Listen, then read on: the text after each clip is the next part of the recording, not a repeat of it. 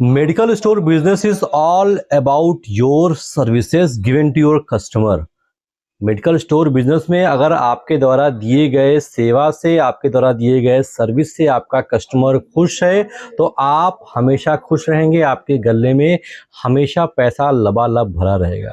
लेकिन आपके द्वारा कौन सी ऐसी सर्विसेज हैं जिसको आपका कस्टमर चाहता है, पहले हम ये तो समझ लें, पहले हम ये तो जान लें कि आखिर एक कस्टमर आपसे यानी कि एक मेडिकल स्टोर वाले से उम्मीद क्या रखता है। अगर हमको ये चीज़ें पता होंगी कि हमारा कस्टमर हमसे क्या उम्मीद रखता है तो हमारे लिए चीज़ें और आसान हो जाएंगी। तो अभी इस वीडियो में इसी के बारे में बात करने वाले हैं कि एक कस्टमर को एक मेडिकल स्टोर वाले से क्या उम्मीद होती है, वो क्या चाहता है मेडिकल स्टोर वाले से। सबसे पहली चीज़ और सबसे इम्पॉर्टेंट चीज़, हर कस्टमर किसी भी दुकान पर गया है तो वो डिस्काउंट की उम्मीद लेकर के आता है। वो चाहता है कि मेरा अगर 10 पैसा छूट मिल जाए हमें तो सबसे अच्छा। और एक बात आप नोट कर लीजिए कि हमारे देश में लगभग सभी लोग डिस्काउंट ओरिएंटेड हैं और डिस्काउंट के लिए 10-10, 12-12 किलोमीटर ट्रेवल कर जाते हैं। उनको ये नहीं पता है कि मैं उतनी दूरी जा रहा हूँ तो मेरा पेट्रोल कितना खर्चा रहा है। वो इतने इमोशनल होते हैं और इतने डिस्काउंट ओरिएंटेड होते हैं कि वो डिस्काउंट अगर मिल रहा है तो वो 10-10, 12-12 किलोमीटर ट्रेवल करेंगे और लोगों से भी बताएंगे कि भैया उनके दुकान पर जाओ, भैया डिस्काउंट मिल जाता है। 1000 रुपए की दवाई है तो 900 रुपये में ही दे देते हैं भाई साहब।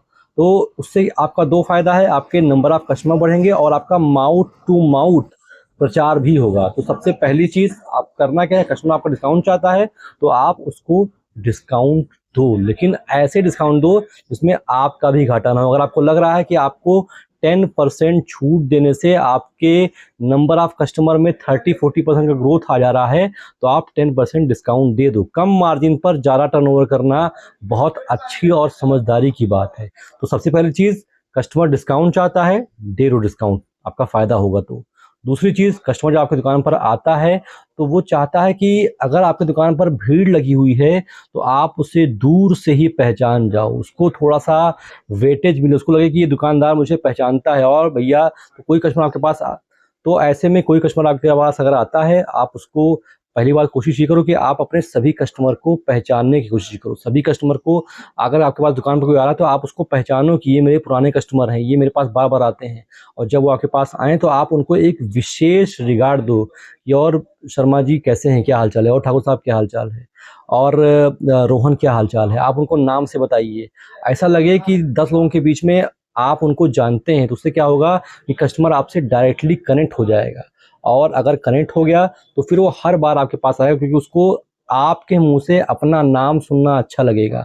अब किसी व्यक्ति को डिस्काउंट भी मिल रहा है और दुकानदार उसको पहचानता भी, 10 लोग भीड़ में खड़े हुए हैं तो आप उसको पहचान रहे हैं, उसका काम थोड़ा-सा पहले हो जा रहा है। वो चाहता है कि भीड़ में मुझे पहले दवा मिल जाए।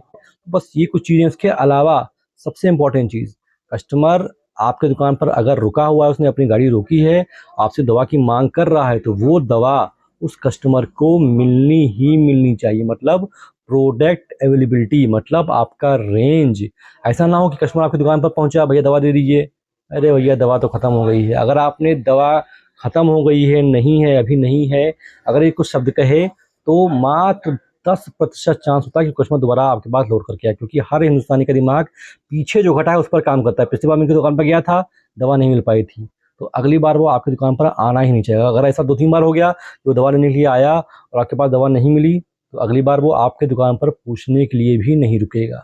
तो ये कुछ 3 चीज़ें हैं, ये जो कस्टमर आपसे चाहते हैं। सबसे पहली चीज़ डिस्काउंट, दूसरी चीज़ आप उनको पहचान जाओ, रिकॉग्नाइज़ करो, उनका काम पहले कर दो, और तीसरी चीज़ रेंज अवेलेबिलिटी, आपके पास रेंज होनी चाहिए। अगर ये 3 चीज़ें आपके पास हैं तो कस्टमर आपसे हमेशा सैटिस्फाइड रहेगा और वो आपके पास बार-बार आएगा। इससे क्या होगा कि आपका कस्टमर रिटेंशन बढ़ेगा और आप धीमे-धीमे करते-करते इतना तगड़ा जड़ बना लोगे कि आने वाले 30-35 साल में आप अपने शहर के सबसे अच्छे मेडिकल स्टोर वालों में से एक हो जाओगे। बस ये छोटी-छोटी चीज़ें हैं जो प्रोसेस होती हैं और उसे हमें फॉलो करना होता है।